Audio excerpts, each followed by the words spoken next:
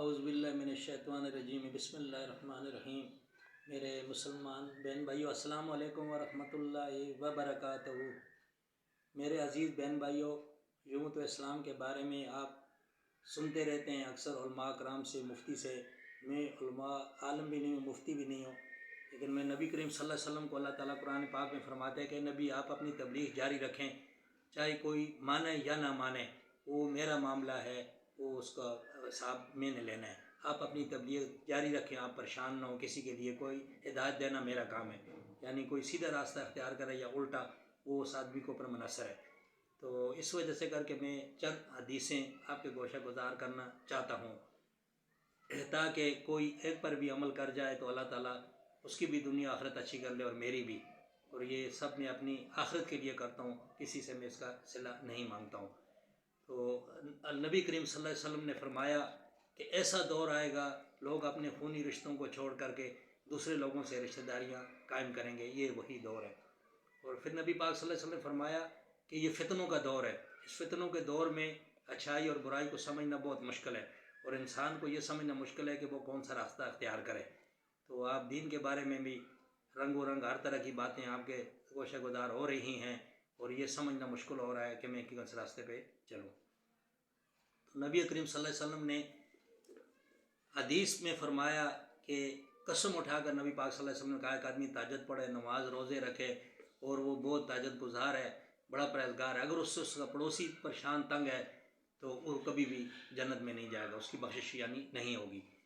نبی پاک صلی اللہ علیہ وسلم نے فرمایا جو قطع کلامی کرے وہ میری امت میں سے نہیں، یعنی مسلمان سارے کام مسلمان میں ہوں گے، لیکن مسلمان جھوٹ کبھی نہیں بولے گا، دھوکہ فراڈ نہیں دے گا۔ تو نبی کریم صلی اللہ علیہ وسلم کے پاس ایک شخص نے کہا کہ یا رسول اللہ صلی اللہ علیہ وسلم، میرا پڑوسی ہے، کھجور کا درخت ہے، ہمارے آپس میں لڑائی جھگڑا ہوتا ہے، کھجوروں کے کچھ دانے گر جاتے ہیں۔ تو نبی پاک صلی اللہ علیہ وسلم شخص کے پاس آئے کہ بولا اللہ کے راستے میں یہ کھجور میرے اوپر فروخت کر دو، جنت میں آپ کو اس کے بدلے میں کھجور دے دی جائے گی۔ تو وہ شخص نہیں مانا، بولے نہیں، یہ میرے بچوں کی ضرورت ہے، میرا اپنا ہمیں اچھا لگتا ہے، ہم اس سودے پہ تیار نہیں ہیں۔ تو ایک اور شخص اٹھا کہ یا رسول اللہ صلی اللہ علیہ وسلم، اس سودے کو میں کرنے پہ تیار ہوں۔ تو سب نے کہا کہ نبی کی بات نہیں مانی، تو وہ شخص نے اس کے پیچھے پڑ گیا کہ بولا بھائی اس کا آپ کس کی قیمت کرو، کھجور کی کتنے پیسے لوگے؟ ہم اس کو بیچنا ہی نہیں ہے، فروخت ہی نہیں کرنا۔ بولا قیمت تو لگا لو، بھلے فروخت نہیں کرو۔ تو اس نے کہا کہ آپ کو جو 700 کھجوروں کا باغ ہے اس کے بدلے میں دے رہا ہوں۔ بولا ٹھیک ہے، صحیح ہے، وہ میرے منظور ہے، میرے کو شدہ، آپ اس کو اپنا انکار نہیں کرنا۔ بولا ٹھیک ہے۔ نبی پاک صلی اللہ علیہ وسلم سے آگے کہا تو آپ نبی نے کہا کہ آپ کے لیے جنت میں باغ تیار ہو گیا۔ تو دیکھو کتنے سے یعنی معمولی سے عمل پہ اللہ تعالیٰ نے اس کو جنت میں باغ عطا کر دیا۔ تو اللہ تعالیٰ بہت بڑا مہربان ہے، یعنی چھوٹے سے عمل پہ بھی راضی ہو جاتا ہے، تو اللہ تعالیٰ کو ناراض نہ کرے، اللہ تعالیٰ کو راضی کرے۔ تو اللہ تعالیٰ بہت بڑا مہربان ہے، اللہ تعالیٰ فضل کرنے والا ہے۔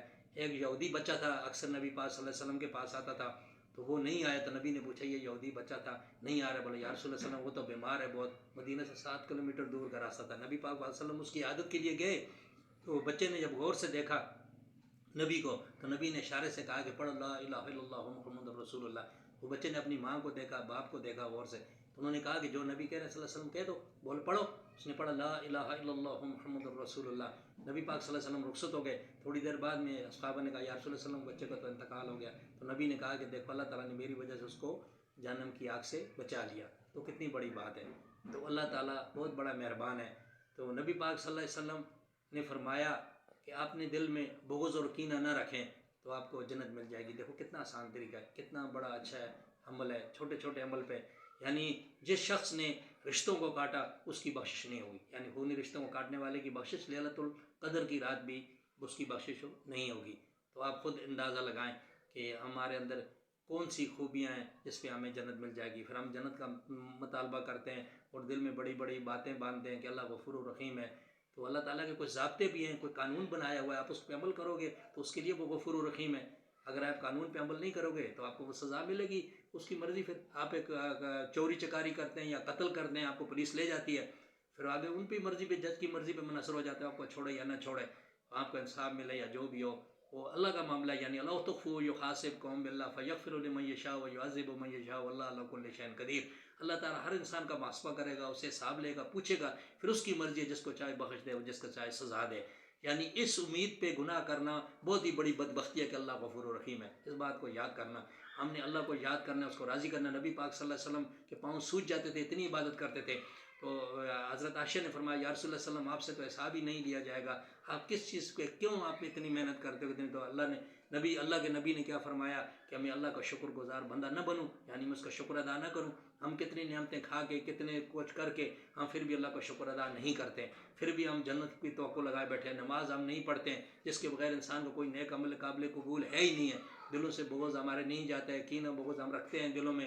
اور جو پھر نبی کریم صلی اللہ علیہ وسلم نے فرمایا مسلمان وہ ہے جس کے زبان سے ہاتھ سے مسلمان محفوظ ہوں، اور مسلمان وہ ہے مومن وہ ہے جو اپنے لیے پسند کرتا ہے وہ اپنے مسلمان بھائی کے لیے بھی پسند کرے، اور تب وہ جا کے انسان مومن ہوگا. آپ سوچیں ہم کس کے لیے پسند کرتے ہیں؟ ہمیں اپنے خوب پیٹ بھر کے کھا لیا، ہم بولتے ہیں سب کا پیٹ بھرا ہوا ہے.